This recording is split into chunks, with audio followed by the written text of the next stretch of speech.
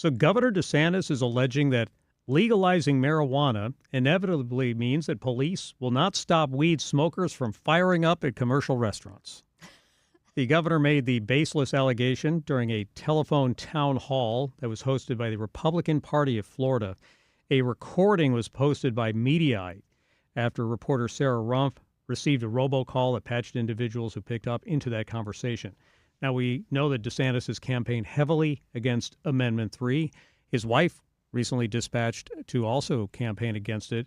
And he's made a number of unusual claims about what this amendment may mean, such as the whole state will smell like pot. Yeah. And now that you can just fire up, joints, I guess, or do bong hits in restaurants. That'd be fun. Without the cops being able to do anything, which is actually not true.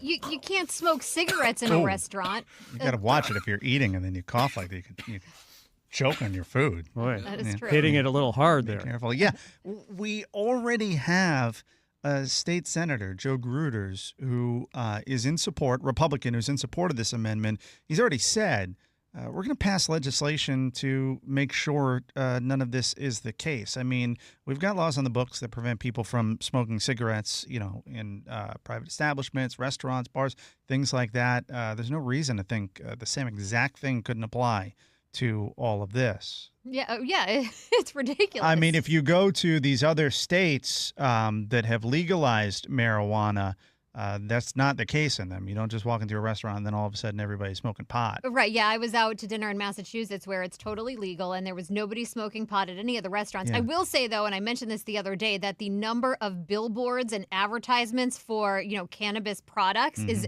really ridiculous. I mean, it's an eyesore. It's every corner, every street, everywhere. Tons of ads for cannabis. But yeah, and that's, I think, a case that you can make. And this is what I don't get about some of what the governor has been doing. There are cases you can make against Amendment 3. You could talk about that, for instance, that, pot is going to be in your face all the time, including the faces of your kids. Plenty of ads for alcohol. Right. But, on this, some people there are also view it restrictions differently. on where you can put alcohol and cigarette ads, too. Yeah, you could also say, look, there's a greater chance that there are going to be people on the roads who are impaired, and you could see more traffic accidents and things like that. I mean, there are a number of different cases that you can make. Now, when you go and look at the data from these states that have legalized it, there's not a whole lot there one way or another. It's more just kind of a preference in terms of the state. This is DeSantis blowing smoke. I just think that line, it's just kind of ridiculous on its face. That's not going to be the case. Yeah, it's a really ridiculous argument. There are some valid arguments against it, but that's just stupid. And there's some headwinds that he's going up against, namely Donald Trump's endorsement of Amendment 3. Mm-hmm. Which might have come as a surprise to some.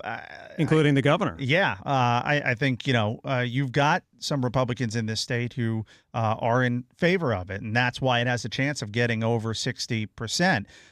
But again, this idea that you're going to walk into a restaurant and people are going to be smoking. I'm sure some of the restaurants now, maybe they wouldn't love the smell, but I'm sure they'd love the sales from, their dessert menu if they allowed something like that. Maybe everyone will be eating gummies instead. Yeah, there you go. It's another thing. Maybe they just do that. You're right, Chris. Instead of maybe there isn't pot smoke everywhere. Maybe it's just people high on gummies. Yeah. Right. All across the state. So a 66-year-old woman fell overboard from a Taylor Swift-themed Royal Caribbean cruise ship in the Bahamas. The U.S. Coast Guard was assisting the Royal Bahamas Defense Force after it was reported the passenger on the Allure of the Seas went overboard on Tuesday. It was about 17 miles from Nassau when the woman fell, and a helicopter crew, part of the search team, has continued, but the Coast Guard not able to find the victim. Now, a few hundred Swifties left on Monday from Miami on the Allure of the Seas. It was part of a fan-led cruise ship, fittingly named In My Cruise Era. Now, it's not clear if this person has anything to do with the Swiftie cruise, although, 66 years old, I don't know. Well, hey, there are some There are older Taylor Swifties. Swift fans of all Yeah, I don't want to ages. judge. Yeah. But Yeah. I'm saying she's not your typical. This is not a young person Sure. that you might see at a Taylor Swift concert, jumping up and down, whatever. How many of these stories have we done this year of people falling overboard on cruise ships and dying? Yeah, I mean, having been on a cruise recently, I don't understand how this happens. Like, you just don't, like, put yourself over the side. I don't Yeah. understand how this keeps happening. Now, a couple of instances, it was on purpose. People, right, I would don't know. Do suicide we that way. know if No, this woman, no, I it don't was think so. accidental or Yeah. intentional? And then I think there was one where somebody was drunk on like a ship. But I mean, it just seems like there have been a lot Drunk of on a ship? stories. That yeah. never Yeah, happens. well, they went Drink overboard. package. Yeah. But it just seems like now when you put it into perspective, the amount of people that go on cruises and the amount of cruises that take place throughout the year,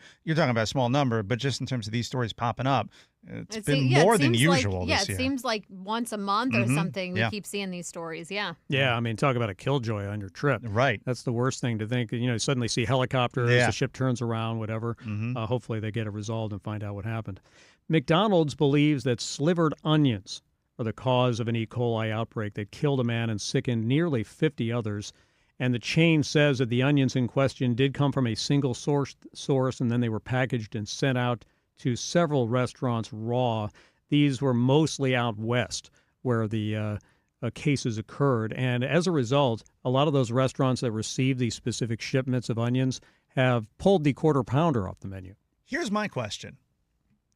Are those onions only specifically used in quarter pounders?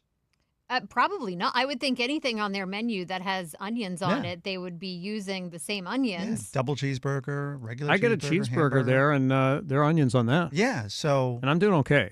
I was a little confused when I saw that. Why would you just pull if it's the onions and not the particular patty, the quarter pounder patty Wouldn't that's the you problem? just stop putting onions on it for a little while? I have a feeling it's more PR just because that was the thing they believe caused the. okay. They're just doing that to make people feel comfortable in ordering you stuff. might be right. And it probably is the same onions for all of the burgers, But in this case, people are thinking, great, quarter pounder, E. coli. Right. So So pull it off.